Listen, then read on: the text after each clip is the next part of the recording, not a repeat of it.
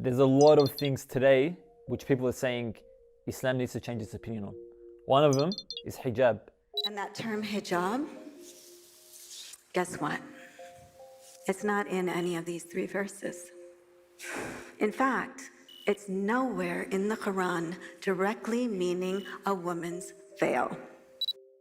So with regards to the hijab, like we always say, our source is the Quran and Sunnah. If we go back to the Quran, we find that the Quran is very specific. A lot of people like to make the argument that it's vague.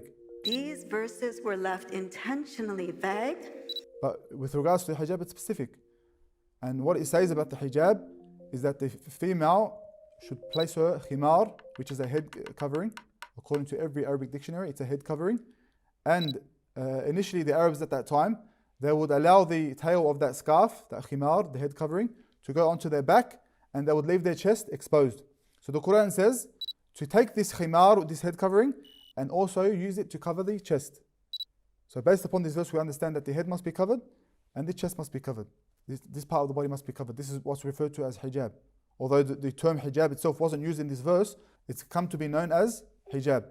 People might say that the hijab is attached to modesty, and modesty is understood differently today than it was then. That was the cultural norm then, and now it's a different cultural norm now. So therefore, why can't hijab also change? Why can't it be less or more?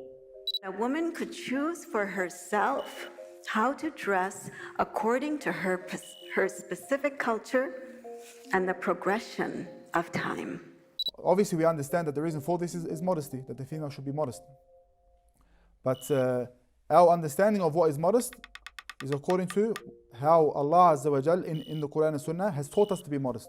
On the other hand, if we say that all we have to do as Muslims is be modest, and the way we understand this modesty is based upon our culture or based upon society, what is socially accepted. If we say this, really what we're saying is everything is allowed, because certain societies say culturally that the female should cover their whole body. And in other societies, on the other side of the spectrum, they say that the female can almost uncover her entire body, besides a few small areas.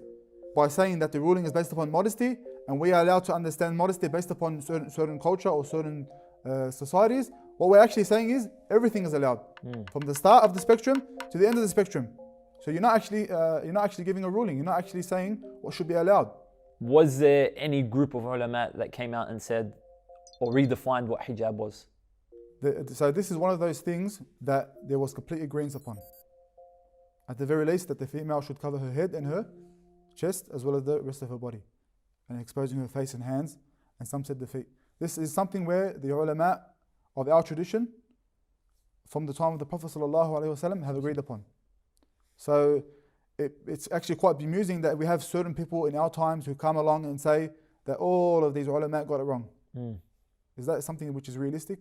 Thousands upon thousands of ulama, experts, have got it wrong, and now just by sheer coincidence, few Muslims have come along and said, now I've got the correct understanding. While every single other scholar, hundreds of thousands of scholars, got it wrong.